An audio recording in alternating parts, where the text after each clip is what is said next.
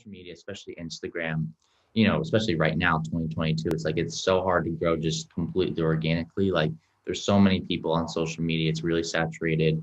So the organic game is almost like dead in a sense, like you really can't reach people. And Instagram is actually kind of making it harder because they want you to spend money with them with ads and boosts and all that stuff. So we kind of come in and help you, more affordable, just get you more followers, more engagement, help you reach more people. Because like with Instagram specifically, it's almost like your new resume or your new business card. Like, you could be the most successful guy ever, but if you don't have like, a decent social media presence, then people, don't really take you as seriously, right? So like if you can get 50,000, 100,000, 200,000 followers, and then get really good engagement and reach on your social media, that just, opens up a ton of opportunities. And that's kind of what we do at Grow This Agency, is just build the overarching brand, the credibility. So when people do come to your page, they instantly see that you are, an authority, you got followers, you got a fan base, and then that obviously can translate into sales and all kinds of stuff.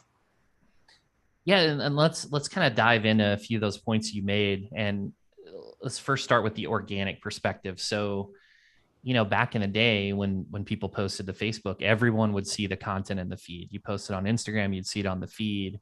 So, let's break that down from organic perspective. Like, what are you seeing? You know, is it pay to play? Do you have to have the engagement? On LinkedIn, you have those engagement pods. Yep. So how is Instagram different? What do you mean by organic? Yeah, I mean, if you're just like, let's say just get an Instagram, even just like 1 to 2 years ago, and you're just trying to just grow by posting content, maybe like networking with people here and there, it could take you 2, 3, 4 years just to get to like 5 to 10,000 followers, and that's just because, like I said, it's really saturated. So when before, your content would end up on the feed and it would stay there, now it's like it doesn't even end up there unless it gets a certain number of interactions within like an hour or two, right? So it almost is like pay to play. And if the funny thing is if you look at any of the big guys, anyone that has over 200,000, 100,000 followers, verification, even like Grant Cardone, Tony Robbins, Ed Milet, Tom Bilyeu, the list goes on and on. They're also investing millions into their brands, their growth.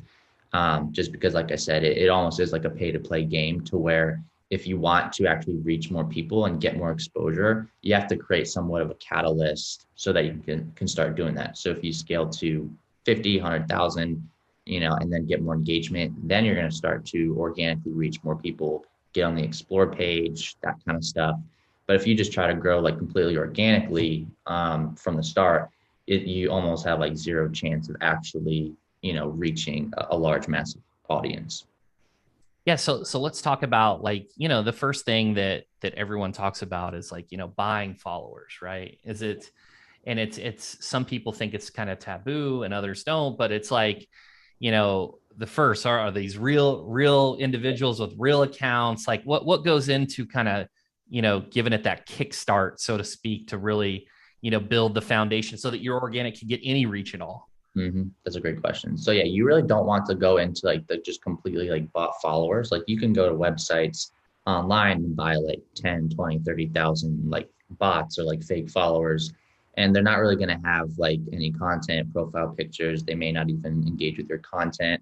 So like what we like to do is, obviously it's not going to be 100% organic. So not every single person who comes and follows is going to be a diehard fan of you, but we can make sure that they're all real and they're actually all US based. And essentially the way that works is we'll send out like a mass DM, right? So I'm sure like in your requests, you might see like DMs here and there. They're almost like ads.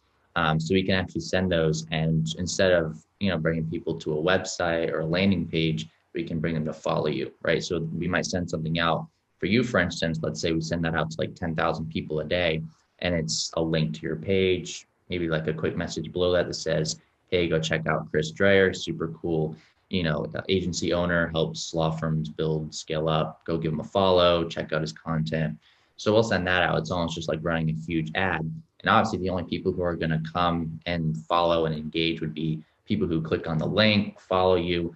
And so that's how we can make sure that all the people coming through, are real people. And like at the same time, they're not all going to be 100% like, diehard fans, and you may not end up converting all of them. But as long as they're real people, and even like, US based is another bonus, that's like the most important thing. But I would not recommend just going out on like a website and buying followers, because that can usually get you, suspended or banned or deleted, if that makes sense. Yeah, no, that does make sense. So that was going to be my follow up question was the risk, but it seems like the doing the DMing, do you hit filters? Is there caps, on Instagram, like for example, on Twitter, it was a common practice back in the day where you could follow, unfollow. Now that's entirely different. So what kind of filters and caps do you hit for the DMs? So as far as the DMs, there's actually like a software you can use where you can send out DMs from a ton of different accounts. Like obviously with Instagram, I think you can only send out 40 to 50 a day or something like that. So I do like organic outreach, 40 or 50 a day, but we actually have a software for our clients where we can send out over 10,000 a day, and just build up more of a following. So let's say out of 10,000 DMs we send, maybe you'll get like 500 to 1,000 followers per day or something like that. But yeah, as far as like caps go, that's like the biggest one. But obviously, we've been able to get around that as far as like the mass DMs. Yeah, that makes sense. So that makes sense in terms of the follower base and that social proof, right? So they see instead of having 100 followers, you've got 100,000. So other individuals may be more likely to Yeah, then follow you in turn. definitely. And I know we're going to get to potentially the verification and talk about that. But let's talk about that next piece where you talked about engagement. So when you post a piece of content, if you don't have a follower base, it's just no one's going to see it and it's not going to have those interactions. So how do you get the interaction? How do you encourage that? What are some tactics on that front? Yeah, so we actually have a big group of over 3,000 people in one big engagement pod. So it's essentially like, what they do on LinkedIn and stuff, only it's like one step up, because like these are all past clients of ours. So like I said, we've worked with entrepreneurs, business owners, coaches, speakers. So any content that our clients post, we just add it into this like engagement group, and they kind of work as a unit to build up each other's, likes, comments, views. And the cool thing is like I said, if you can get like a good amount of interaction within the first like 1 to 2 hours of posting, Instagram will see that and they'll be like, oh, people like this content. Let's push it to more people and see if it'll reach more. So they'll go and take that, put it on the explore page, put it at the top of people's, feeds when they open their phone.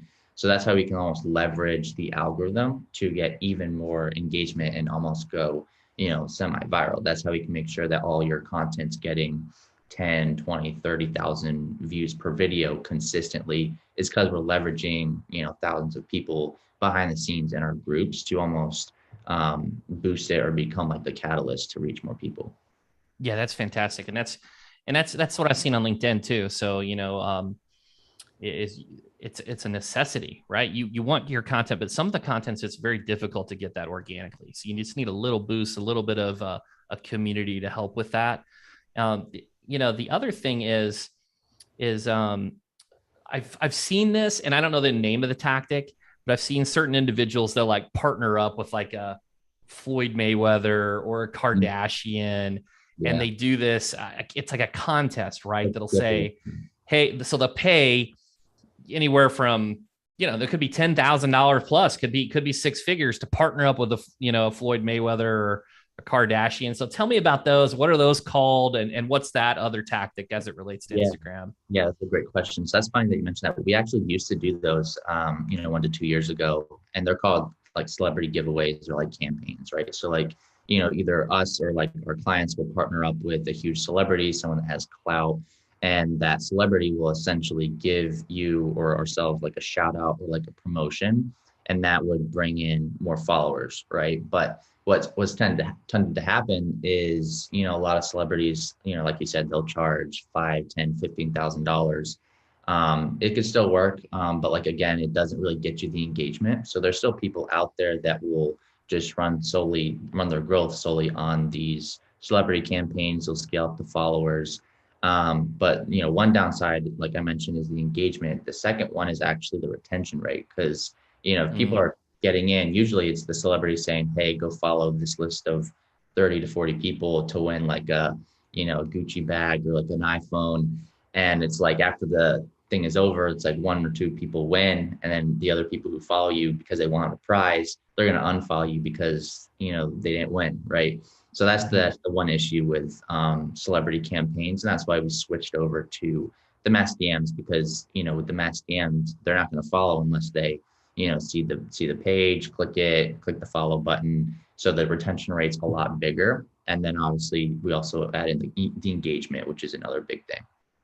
Yeah, that's fantastic. And that's what I've seen now that you guys have been helping me is like when I make a post, now I get tons of comments. Now I see the engagement and the reach further extends to my follower base. So all my followers see it. The one downside is like I kind of lose some of the, like who are the most engaged and like true fans versus the others. But it's got its pros and cons, right? Because I'd rather have the reach. Yeah, exactly. And guys, I'm being really transparent here, and I'm happy to answer questions. I know Joe is too. But I think it's important to actually share what is working and not, and reveal kind of what is behind the curtain, and as opposed to just like theory and people saying, "Oh, post consistently, do your ads." Like, no, there are tactics to each of these platforms.